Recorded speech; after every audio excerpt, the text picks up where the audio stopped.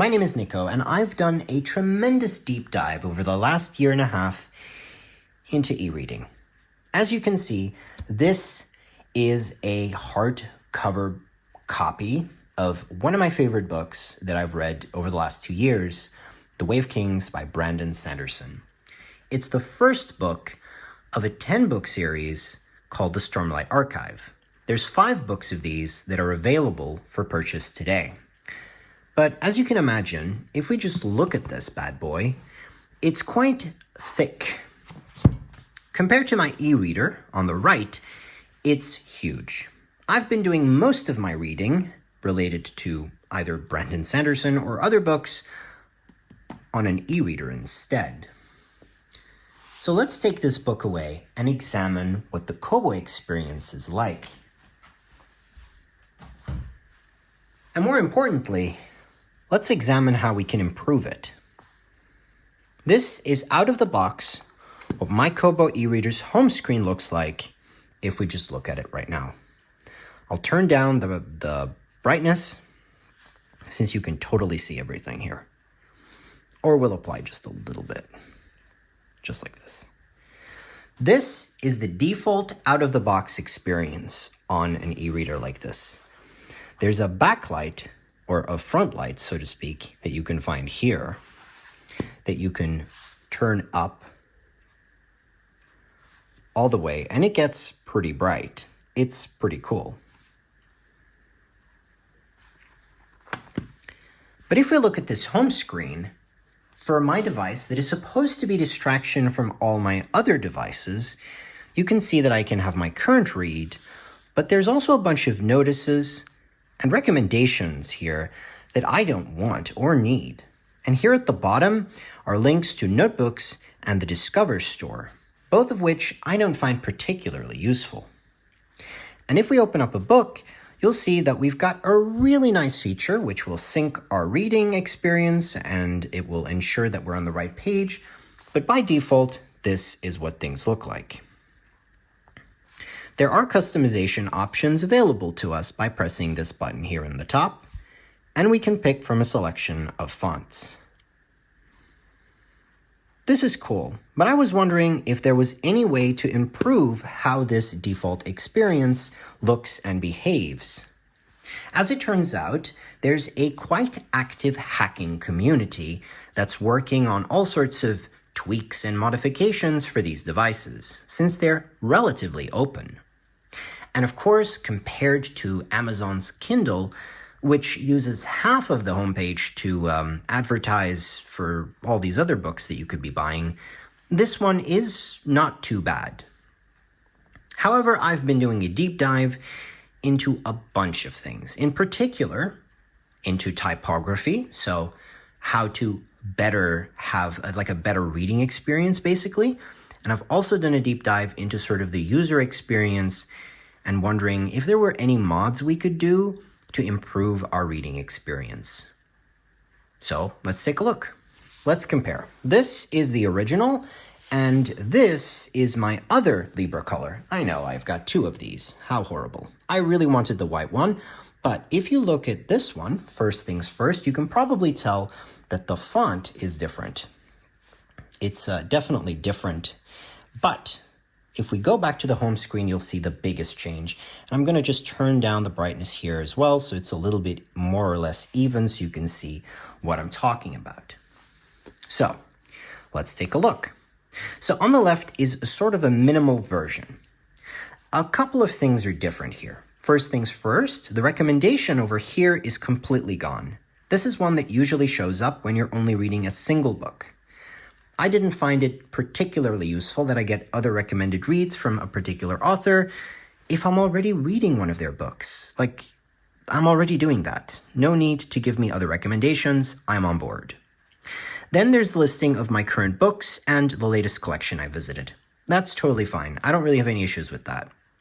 But what I also don't like is that there's all these tabs at the bottom, like my notebook, and there's these notices that are either advertising like a subscription or recommending me to check out the store or giving me some other information like, hey, you've read for 60 hours. Some of the information here is legitimately useful, but it's also I don't love it. I don't love that maybe half of the time they're advertising to me. So I would much rather have that gone. And as you can see on the left, it is gone. So how did I accomplish this? Well, it turns out there's this thing called NickelMenu, and this is what it usually looks like. It adds a new button in the bottom corner of your screen here in the bar. And I've called mine Tweak, but you can customize it. You can add your custom icon. You can make really cool things happen this way. But basically, you can tap that, and that is injected. So you install it once, and then it sort of remains installed for as long as it's compatible with like the software that is on these devices. And for the most part, it's been, pretty much compatible all the time. There's a big update coming, 5.x or 5.0 or whatever, the 5-point version for these devices at some point is what I understand.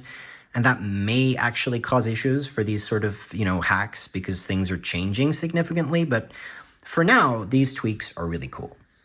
I actually did a deep dive to make it possible to hide these home screen elements that you're seeing hidden as part of NickelMenu's sort of injection system. It hooks into the existing software and then removes the tiles that you don't want. It's all configurable. In fact, I would love to show it to you. But before I do that, I want to talk about the other big thing, and that's fonts. Let me get the Way of Kings real quick. This is the Way of Kings. If we open up the book, you can see, oh my gosh, it's a beautiful book with lots of text. As you can see, there's lots of text on these pages. And it's typeset in a particular font. It's some version of Garamond or Caslon. And those are beautiful fonts. You can't find this font on an e-reader unless you sideload it, which is, you have the option to copy it on these devices. But the e-readers do have a little bit more accessible text. I mean accessible in the sense that you can go and put your own fonts on here, and more importantly, if you want to make any tweaks, you can actually increase the size of the font and make it a lot bigger with this little slider here. So if you are have poor vision, you can read like this, and we can use these buttons to navigate through our pages. It's really cool. Now, I should point out that this is one of the custom fonts called Readerly that I have worked on. It's something called KF Readerly, and you might be wondering what the KF is all about. You see, as it turns out, Kobo devices have a couple of quirks when it comes to how they show or render fonts when you're reading them. My customized font collection, which is, yes, a thing that I've been working on for a while, actually has a whole selection of fonts you can download right now for free. They're all, and have an open license, so you can just get them free of charge, put them on your device. And they've all been basically fixed. That's what the KF stands for, Kobo Fix. But here's the cool thing. The fonts you can just put on your device no matter what version of the operating system you have. So it's one of the biggest quality of life improvements you can make to your reading experience is find the font that you like and put it on here. I'm going to put on the screen right now a link to the collection, and that has a selection of over 20 fonts, some of which are very nice and very good quality fonts, including a Garamond-like version based on EB Garamond, which is really nice. And of course, this font, Readerly, which is currently my personal favorite, but mostly because it is actually quite similar to Bookerly, which is Amazon's default font, which is great. Okay, so I want to talk about patching your e-reader next. If other than the fonts, which, link in the description, you would like to also get this simplified screen here. Usually in the past, that would have taken a couple of complicated steps, and people without really any technical knowledge would probably not enjoy this process. You have to run a bunch of stuff and figure out where the hidden folders are at and update some configuration files. It's Yeah, it's not ideal. Thankfully, there's a solution. So to demonstrate, I'm going to use this e-reader, and I'm going to go get my laptop, and then we're going to go set it up. I'm using my Mac for this one, but it doesn't really matter what you're using. I'll rearrange this real quick. I'm using my Mac for this, but it doesn't really matter what we're using, okay? So if you can probably follow along right now. So what I've done is I've opened Chrome on my MacBook. Unfortunately, we're going to need Chrome for sort of the easiest way to do this. And we're going to navigate to KP, that's for KoboPatch, and then my name. So once we do that, we end up on a page here, which is called the KoboPatch Web UI. I'll just full screen this real quick so you can follow along. So this is the website you want to go to. And once you visit the website, you can see you have two options. And you also have a little notice here at the top, links to a web page that goes here. It tells you how to do a manual reset of your device. And there's steps on how to do that for each different device. Should something go wrong, and let me tell you, the odds that something goes wrong are very small, but always exist when you're doing this kind of stuff, right? Got to say that. That's sort of the disclaimer. But then again, there's always a risk. Like there's always a risk an update goes wrong when you install one for your smartphone, but those really don't tend to go wrong very often either. So obviously, there's like a similar level of risk here.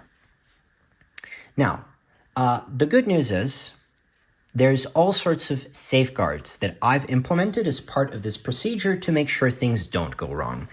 So I'll talk about that as we go through it. So we have two options when we use this website. We can either choose to directly connect the Kobo device. This is the easiest. We just connect our device over USB. Our device will be identified, and we will be able to select what changes we want to apply. We hit the button Write to Kobo, and we'll be done. Let me show you exactly what I'm talking about. So I have the device here. As you can see, it's currently running a stock version of the system software. I'm going to put a USB-C cable in here, and I'm going to connect that here in the laptop. Voila. And what will pop up is that we've detected a computer. I'm going to just move this into frame so you can follow along. We're going to hit connect. That's right. And then this will tell me, hey, do you want to connect to the Kobo? I'm going to say, yes, I do. Of course I do. I love connecting to the Kobo. So that's what we're going to do for starters. So let's connect our Kobo. And then we get instructions. So we've connected it. It'll say computer detected. We hit connect. And in our Finder, there should be a Kobo e-reader. So that's something we need to select. So if I go to Finder here, on our left here, I was installing Google Chrome, so let's get rid of that. On our left, you will see there's Kobo e-reader. That's the one, right? That's the one you want, okay? That's the one we need. In Windows, that's going to be in Windows Explorer, and if you're using Linux for some reason, you'll find that in your file manager as well. So there's some more information here. So when you connect your device, I have some very express disclaimers. I do not collect any information about your device. It's only displayed on this particular website for a bit, and only used to make sure that we are doing the right thing to your device. And then the website only writes to your device when you press the button to actually write to it. So until you do that, you haven't actually done anything, and you can just explore the different options. So I'm going to select this button here, and I need to pick my e-reader. I'm going to do that here. It's like a different, like a USB stick or something. That's how it usually tends to show up, right? Or like a volume. I'm going to select it here, and I'm going to hit select, and then Chrome is going to say, do you want to allow this website to make edits? And I'm going to say, yes, I do. The first thing that it will do is it will try to find out what model this is. So it will show you the model and the serial number. I'm hiding the serial number in the video because you don't need to know the full serial number, but the first few digits of the serial number actually tell you what model it is. Very helpful. It also shows you what version we're dealing with, right? And we can then go on. Notable is we have the option to restore software here. This is to just reinstall the stock software. If you've ever applied any of the custom patches, this is going to be the option we have in the next step here. we can always revert back to the stock operating system. But that's not what I generally recommend you do. The easiest customizations, and the ones that I displayed earlier in the video, are all possible through NickelMenu. So let's do that. Once we select this, we can choose a preset. We can say to, hey, I just want to install it. And then you have the final option to just remove NickelMenu altogether from your device. If it's still on your device, if the hidden folder is found that usually the config files are in, this option will pop up. If we completely remove NickelMenu and everything from our device that is like custom, this option won't even be selectable. I think there must be a file left over on this particular device from a previous testing round, maybe, that's still in there, and therefore we have the option to actually remove it. It removes the configuration files, and it removes NickelMenu itself if you do this. So you can do this, and if you don't like it, you can immediately undo it too. This is very important, and I wanted to make sure that you weren't going to just end up with something on your Kobo that you didn't like. So let's move on. Let's do the install NickelMenu step and try to go for like the thing that we had before. So on my white Kobo, I have the preset, right, which is basically required. Then I had the custom fonts. I've got simplified navigation tabs. I will hide my home screen recommendations, and I will hide my home screen notices. You'll also see there's two more options. One for co-reader, that is a alternative e-reader, or an e-book reader. It's specifically for EPUBs and stuff. Very useful. If you read a lot of PDFs, you may find it's quite useful. I'm not going to install it. It does take a while to actually install, so you do need a little bit of patience because it's a lot of files. If we just install these, that's just 8 files or something that we need to copy over, so it's really fast. So let's move on. Let's hit continue.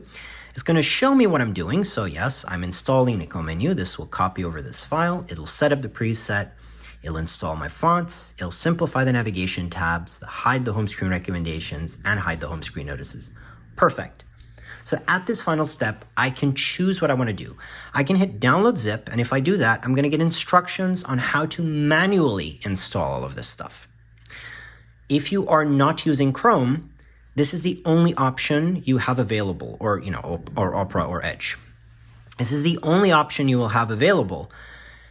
However, since I'm using Chrome and I've given access to my Kobo, I can just press write to Kobo, and it will just write the files, and then it will say, hey, the files have been written, safely eject the device. So we're going to do that. We go to Finder. There's this little eject button. We're going to press that, right? Once it's gone here, we can unplug our device, and it will tell us that it's going to start updating. So let's take a look. This is going to take a while. This always takes a little bit. Once you disconnect the device, it needs to understand, oh, we've disconnected. Now it's going to say, hey, I'm updating. And then once it's updated, which will take a little bit of time, and don't worry if this is not moving for a bit, this is normal. This is the part where it updates itself. It's a tiny minuscule update for NickelMenu that it installs. If you actually install a custom patch, that is a substantially bigger install, by the way. But this is, a much smaller install. You'll see that the little notification light here starts to blink, or the power light. That's because it's rebooting. So it'll come up again, and now it's going to do the patch. It's actually going to install the patch. This is the part where you don't press the power button at the back. You just let it do its job. I'm also going to show you the uninstall step. And you will see a similar screen, but you'll see some lines on it when it's uninstalling stuff. You'll see what I mean when we do that. So let's talk about safety. This is a safe modification. NickelMenu actually has a mechanism built in that if it doesn't work, it will immediately uninstall itself, which is very helpful. It prevents a future software update from causing issues. So if for some reason Kobo were to push out an update and NickelMenu doesn't work, it just removes itself, done. Super easy. So it's among the safest things you can do. If you actually patch your software, like with custom patches, you're overriding sort of the features that are built into the software, which is a little bit more risky. This is pretty much as safe as it is. And as you can tell, we have our tweak menu. We have, basically our simplified screen. And if we go here, into the font menu, we should now have, if we go down to the next page, we should have Readerly here. And sure enough, KF Readerly is here. Wonderful. Okay, there's another, by the way, another cool thing I really don't like, that you sort of have to go through like settings, and then you have to go to this other page, and then you can turn on dark mode. That's really annoying, right? You have to kind of go deep into the menu, right, for that. So let me show you. So you can actually go here and then press the three dots. This is something that the NickelMenu also lets you do, and I've added this. See here, it says dark mode. You can just tap that and it instantly goes into dark mode for you. Look, boom, instant. I want to go back, just press the toggle again, and we're back. So yeah, that's how it works. Okay, now let's say you love this thing. You can just, keep reading on and enjoy your life. But let's say you didn't actually like this and you said, oh my God, I actually liked it the way it was before, or I want to have, different options. I want to change. I've changed my mind, right? Let's say I've changed my mind. Okay, no worries. Let's plug this bad boy in again. All right, it's going to say, hey, I want to connect. We'll go back to our screen here. I will now refresh the page. We're going to use the same thing here. We're going to hit Connect My Kobo. Once again, we're going to select the volume. Hit Select. It's going to say me the same information, but this time we're going to do Remove NickelMenu, and we're going to say, oh yeah, do we want the fonts to also be removed? No, let's keep the fonts. But I do want the other stuff gone, right? So let's hit Continue. Once that's done and you unplug your device, this is what the uninstallation looks like. And again, this is the part where I tell you, don't worry about it, okay? So what's going to happen is it's going to install an update, and at a certain point, it might look a little bit like something's going wrong. Let me show you. So it's going to update. And then at the step where it sort of says don't touch the power button, you might see some lines. This is a consequence of the uninstallation of NickelMenu. So let's see what happens. It'll reboot. This is the part where it sort of like says, hey, don't turn it off.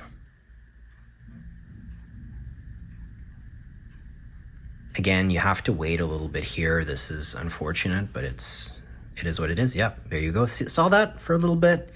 It did the little like, oh my gosh. That's actually has to do with how the screen refreshes itself. But don't worry, you can look at the status light indicator here to see that things are still progressing as expected.